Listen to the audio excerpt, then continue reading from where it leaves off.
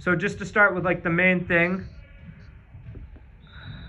Hi, my name is Michael. I'm 18 years old. Today is February 10th, 2022. I'm speaking with Captain Rob, and I guess he doesn't really have a family relation to me, but he's just a good friend and kind of like a friend of my uncle, and we've just had a lot of cool conversations over the years. And yeah, I'm doing this interview in Easton, Massachusetts.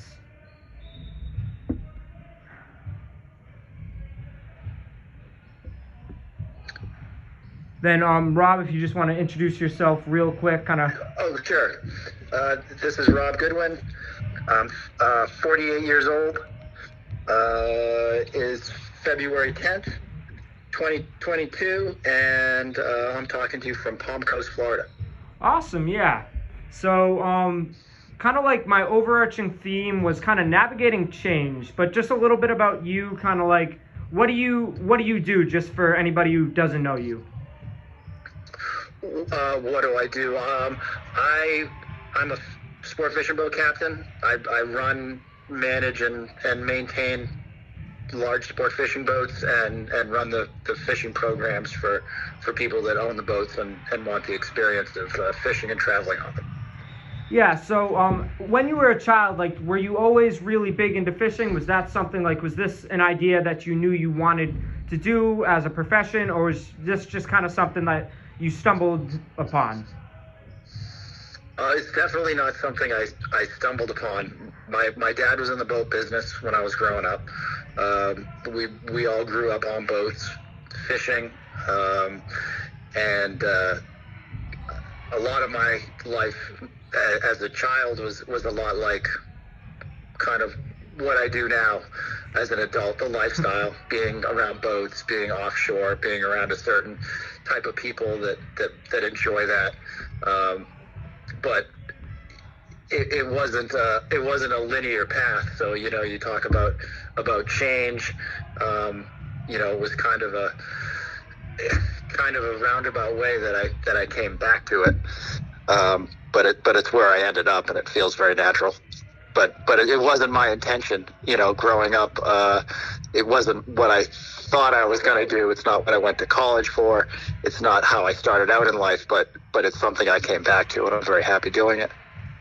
Nice. So what did you go to college for? Just because I've never really asked you. I've never had that conversation with you. What was like when you went to school? What was your kind of idea? After 4 years, I want to be able to leave doing this. Well, the one thing that you'll probably learn soon, and that you've probably been told, is that it's really hard when you're 18 or 19 years old to know what you want to do, or to really know. You might think you know what you want to do, but you don't have any experience practically with it to know what it really means to kind of do it in an adult way. So when I always wanted to be a marine biologist. So when I went to school for biology and chemistry, and I loved it. I loved doing it in school. And then when I graduated, I went to work for a government agency in Massachusetts doing field work. A lot of cool stuff, tagging sharks and chasing tunas, and doing studies on all these fish that I love to catch and I like to be around, and we're on boats and making movies, and and it was really a lot of fun. But it didn't end up being something that I thought would translate into a real living. There's some surprises when you take something you learn in academia and try to make a living out of it. It's not always what you expect it to be. It wasn't like, oh, I'm gonna make millions of dollars tagging sharks like they do in Shark Week. A little different from that. Yeah, the experience of doing it was amazing, and kind of the day-to-day lifestyle of being in a lab and being out on a boat and designing experiments and being around all these smart, kind of creative people. Like, that was great, but it was not very lucrative, and there wasn't a lot of room for professional advancement. at least within a government agency. Everybody gets promoted when the guy at the top dies or retires. Everyone moves up, you know what I mean? And yeah. So you extrapolate that looking forward when you're 23 years old and say, man, well, this is really going to take a long time to get anywhere. Yeah, so how long did it kind of take you, and what was that conversation like with yourself, saying, oh, I enjoy this to a certain extent, but I don't think this is something that I can live with financially? Like, how was that conversation with you in your head, and what were you able to kind of rationale yourself, like, being like, oh, this is something I enjoy, but monetarily, how did you kind of come to terms with that? Oh, that's a good question.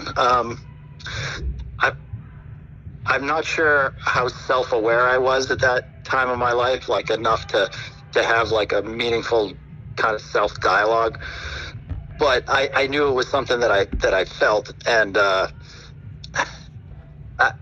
what really happened, kind of a inflection point for me was I was doing all this research and kind of working in my field and working towards getting into grad school, to get a master's. And I got a phone call from a friend of mine who was taking a boat to Mexico in the middle of the winter to do sail for like 3 months, and it was right where we didn't have any field work. So I took off to go fish with him for a few months and had such a good time, taking groups of people sail fishing in Mexico, running the boat down there, hanging out on the dock with all the other boat crews, and made a bunch of money. And I didn't want it to end, and I kind of realized how good I was at it, because I'd done it my whole life.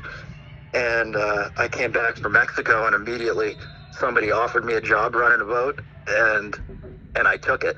I hadn't really planned on it, but when the opportunity came, I kind of had that epiphany that this is the right thing to do for me. Interesting. So it was almost like you kind of just stumbled upon what you enjoyed.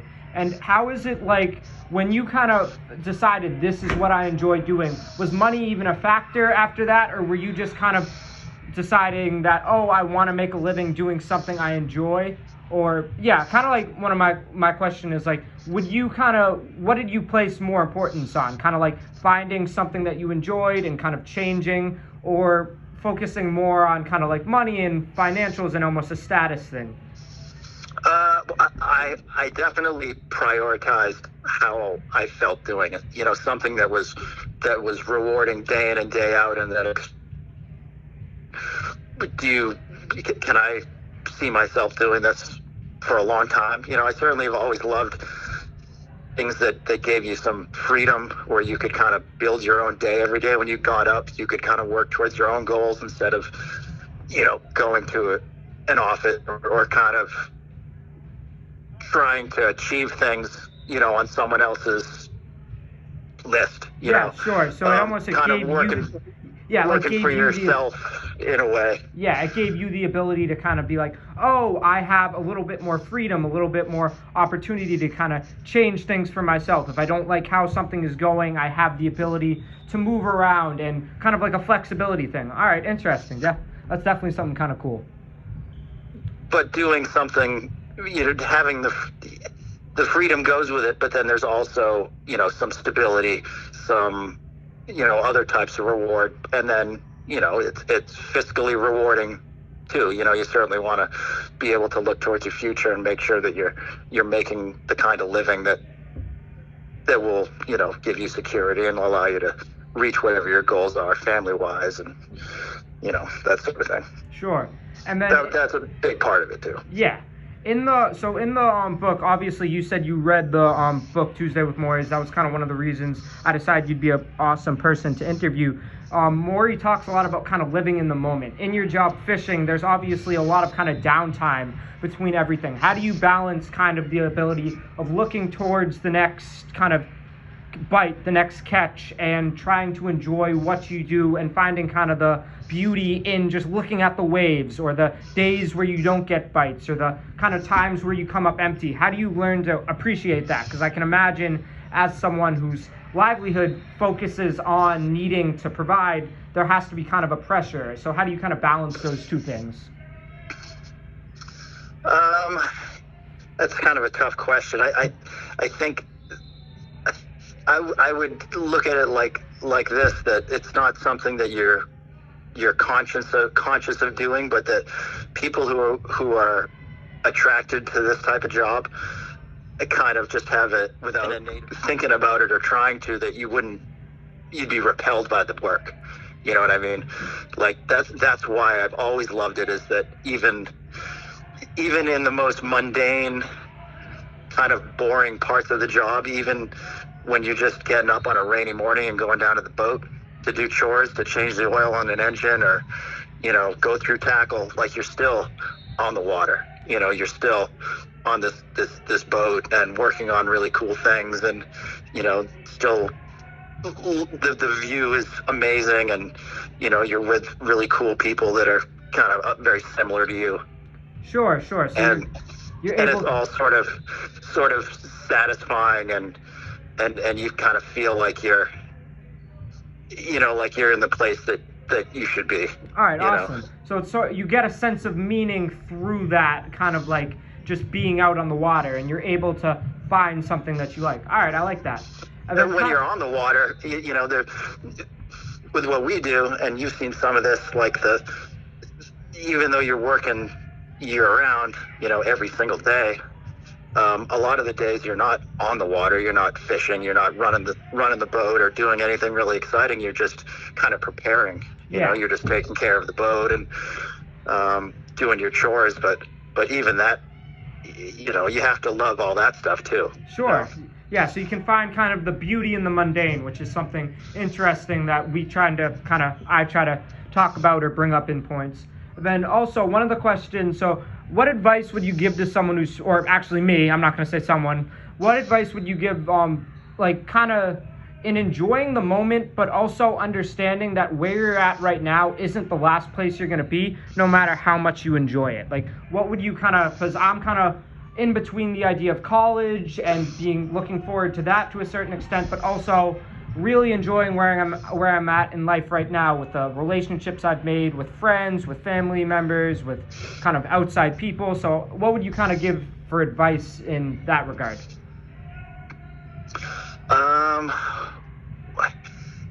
Well, as being almost 50 years old, you know, the first thing I'll tell you is that the way you described that sounds very familiar, and I think that's how most people feel when they're your age, is that you kind of look ahead and you see that there's all this uncertainty, and, you know, there's all these decisions you have to make, but they're great. Like I think I would say just enjoy having the freedom to be able to make decisions, you know, that you have options, and that, you know, the world's kind of laid out in front of you, especially, you know, when you're leaving high school and you're getting ready to go to college. You have the widest field of options you'll ever have in your life, you know, and you get the excitement of being able to kind of get to know yourself and figure out what works for you and what makes you happy. You can get rid of things that don't, and you can keep things that do kind of nourish you and make you happy, like the relationships with people that are important to you. You know, keep those and hold on to them forever. And ones that don't, get rid of them. Just like, you know, certain things you do in your life. If you find you're going down a path with your education or with a career that's maybe not totally nourishing you or working out, you know, you get rid of it and you pick another road. Yeah, definitely. So you kind of instead of kind of keeping that stability, you get to keep some of the stability through the kind of the ability to create freedom in these new pathways. All right, yeah, I like that. That's definitely, it gives me kind of another way to think about it, which is nice. Then another thing that the book kind of focuses on a lot is kind of regrets as he gets later into the book, and not harking on those. But are there any things in life that you really wish, any moments that you wish you could kind of come back? Or if you do have regrets, what's your policy on kind of being able to get over those and not having them consume your life? I think anybody who makes a lot of decisions in their life, when you do it long enough, and you make, you know, especially if you take risks in certain things in your life, I think there's no way to do it without getting to a point where you're going to have some regrets. If you don't take any risks in life, you probably won't have big regrets. Maybe your regret will be that you didn't take risks, But I think if you make decisions and take risks with with kind of an informed and kind of a open heart, and good faith, that it's hard to have too many regrets, or to have them really be things that weigh you down. If you're doing them with the best intentions, but I certainly have them. But you just, no one has a crystal ball. You just don't know. You don't know what all the implications are of certain decisions you make in life. But if you do them with good intentions, especially towards, the people in your life that are important, then, things can only go so badly, Yeah, definitely. I love that. You're setting yourself up for a place of success by going into everything without kind of looking for a reward or without looking to better yourself. You're actually doing things out of the kindness of your heart, which, all right, I like that a lot. Then one more topic that I found interesting is, obviously in your job as a captain of a boat, you get a lot of trust put in you by so many different people. How do you manage that trust and the expectations that come with that trust? Because obviously you have people's lives at stake. And that could also, it's a question you could ask a lot of people, because there are a lot of different ways that you can realize that people put trust in you through life. Whether it's people that just that just love you in certain ways and hope that you'll be a good friend to them or whatever, or someone who's driving their kids around 100 miles offshore trying to keep them safe. It's an important thing. I get a lot of anxiety about it, honestly, because it's so important to me. But you just try to make sure that you never forget how important it is that people are relying on you, and don't take any shortcuts, and just try to do the best job you can. Realize you spent a whole life, preparing, learning the skills that you need to do it, and just trust your judgment. Yeah. And then one last thing. What if you were to tell a kid, like, kind of going into college, not really having a total idea of what they're doing or what they want out of life, what would be one piece of advice you would give them through the job search or through kind of their next step of learning, where they have more freedom but they still don't really know what they're interested in? What would be like your biggest kind of moral or guiding principle to somebody like that? To be flexible, and to not hold themselves too rigorously to a decision, or to kind of know yourself, to know when it's time to change your heading, I guess, and that it's okay to change your mind. Sure, yeah. So you're not really cemented into anything at any point. You have the ability, being kind of young, or even when you're older, you don't ever really you're not forced into a particular situation, and it's always to follow something. You only live once. And time is our most precious commodity. You don't want to waste it doing something that isn't your right thing. You don't want to, or, maybe even the best advice would be just to know yourself and know your motivation. Don't do something because you think it's expected, or because, your dad did it, or someone is putting pressure on you. The only person you need to answer to is yourself. And if you find a path and a career, or something that has meaning to you, that helps you get up every morning and you feel good about it, and you don't get tired of doing it, you feel like it's what you're supposed to do, like, you'll know it. And if that's not what you have, you probably know it too, and you should hold yourself accountable to do the thing that makes you feel the best, I guess. That's your responsibility to yourself. And when you find it, you'll do the best job. That'll be the thing that you will excel at. Yeah, so you're almost doing other people's a service when you do yourself a service, because you're able to provide a certain energy that you just don't have stocking a refrigerator if that's not what you're interested in. When you're doing something you truly love, you can bring a passion that you just can't bring to something that you're not truly That's in love right. with. Yeah, you can't fabricate that. You can't make that. You can't really bring passion to something and do something exceptionally well, excellently, day in and day out, if you're not really, truly believing in that it's, the right thing for you to be doing, that you don't love it. Yeah. Or that you don't find meaning in it.